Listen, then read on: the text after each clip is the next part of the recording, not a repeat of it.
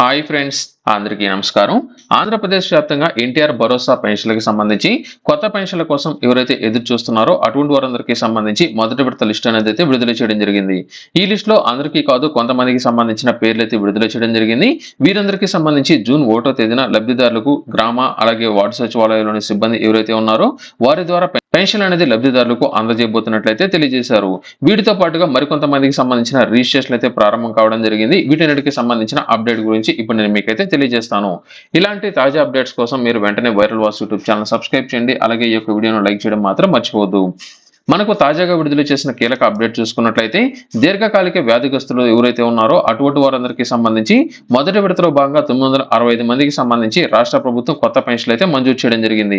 రాష్ట్ర వ్యాప్తంగా 2025 మార్చి తర్వాత కిడ్నీ కానీ కాలేయం బోధకాలు అంటే రెండు కాళ్ళకు బోధకాలు, కుష్టు, గుండె వ్యాధులతో ఎవరైతే బాధపడుతున్నారో అటువంటి వారందరూ 965 మందికి నమోదు అనేది చేసుకున్నారని, ప్రతి నెల 10,000 రూపాయలు పింఛను మంజూరు అనేది చేయడం జరిగింది. జూన్ 1వ తేదీ నుంచి వీరందరికీ స్వర్ణగ్రామ, స్వర్ణ వార్డు కార్యాలయంలోని సిబ్బంది ద్వారా పెన్షన్ అనేది ఇంటి వద్దకే లబ్ధిదారులకు అందజేయబోతున్నట్లయితే తెలియజేశారు. ఇక మీదట ఇటువంటి కేటగిరీల వారందరికీ సంబంధించి ప్రతి నెల కొత్త పెన్షన్లు అందజేయబోతున్నట్లయితే తెలియజేశారు.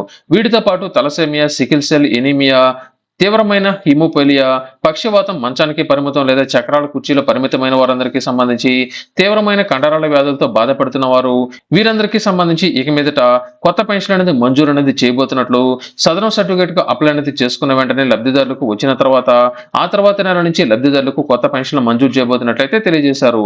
ఈ యొక్క కేటగిరీలకు 1217 మంది దరఖాస్తు అనేది చేసుకోగా సదరం సర్టిఫికేట్లు వెరిఫికేషన్ అనేది చేసిన తర్వాత వీరందరికీ సంబంధించి 965 మందికి కొత్త పెన్షన్ అయితే మంజూరు చేయడం జరిగింది. ఇందులో తలసేమియా, సికిల్ సెల్, హిమోఫిలియా వ్యాధిగ్రస్తులకు ప్రతి నెల 10,000 రూపాయలు, పక్షవాతం, మంచానికి పరిమితమైన వారందరికీ సంబంధించి లేకపోతే తీవ్ర కండరాల వ్యాధులతో బాధపడుతున్న వారికి ప్రతి నెల 15,000 రూపాయలు అనేది జూన్ 1వ తేదీ నుంచి లబ్ధిదారులకు అయితే అందజేయబోతున్నారు. దీనితో పాటుగా వితంతులకు సంబంధించిన కొత్త పెన్షన్లకు సంబంధించిన రిజిస్ట్రేషన్లు అయితే ప్రారంభం కావడం జరిగింది. స్వర్ణగ్రామ, స్వర్ణవార్డు కార్యాలయాల్లో దరఖాస్తు అనేది చేసుకున్నట్లయితే వెరిఫికేషన్ కంప్లీట్ చేసి వచ్చే నెల నుంచి మీకు పెన్షన్ డబ్బులు అయితే అందజేయడం జరుగుతుంది.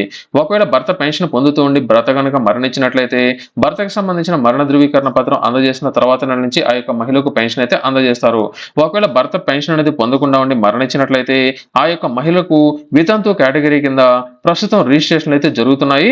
అటువంటి వారందరూ రిజిస్ట్రేషన్ చేసుకున్న వెంటనే మీకు వెరిఫికేషన్ అనేది కంప్లీట్ చేసి మీకు కొత్త పెన్షన్ అయితే అందజేస్తారు. ఇకపోతే మిగిలిన కేటగిరీలకు సంబంధించి ఇంకా ప్రస్తుతానికి ఈ యొక్క రిజిస్ట్రేషన్ అయితే కాలేదు. రిజిస్ట్రేషన్ ప్రారంభించిన వెంటనే నేను మీకైతే తెలియజేస్తాను. ప్రస్తుతం ఈ యొక్క హెల్త్ కి సంబంధించిన కేటగిరీలు ఎవరైతే ఉన్నారో వారందరికీ సంబంధించి ఇక మీదట కొత్త పెన్షన్ అనేది ప్రతి నెల అయితే మంజూరు చేస్తున్నారు.